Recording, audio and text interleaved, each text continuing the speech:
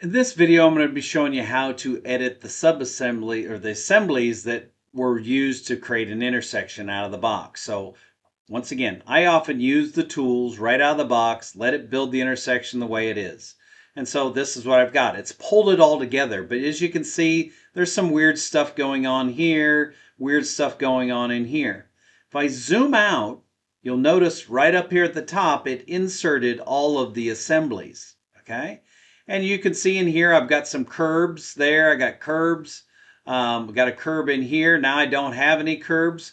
So it's doing a little bit of funny things in here.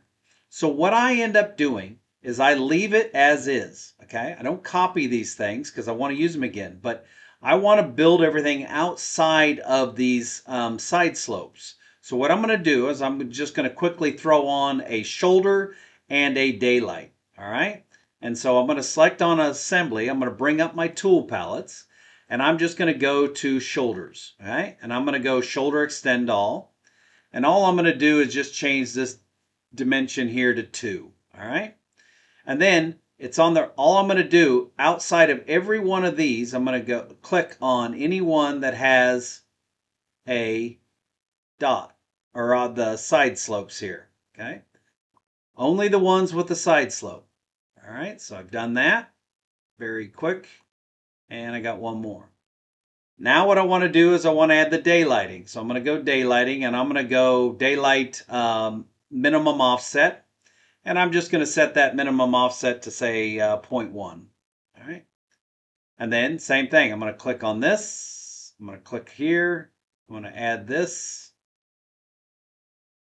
Just going to add them to the outside of all of those. Okay, only on the outside of the ones that have the side slope.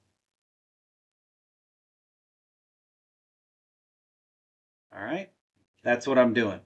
Now, all I'm going to do in here is I'm going to go in and I'm going to delete these. So I can actually select this curve here. I can come up to the ribbon, I go select similar subassemblies, and I'll just hit the delete key. I'm going to do the same thing. I'm going to grab this. I'm going to go up, select similar subassemblies. I'm going to go delete.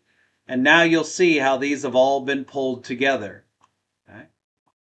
And the reason I left the one side slopes on so I would know where it goes, because if I deleted all the stuff and I just had lanes, it makes it a little confusing where it needs to go.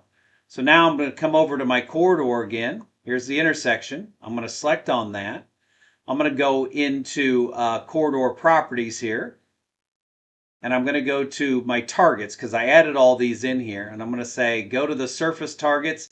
And can you set everything to XG? And now I'm going to go OK. And I'm going to go OK. Rebuild this corridor. And now you can see it's cleaned up my entire corridor. This concludes this short video on editing the assemblies that are used in creating intersections.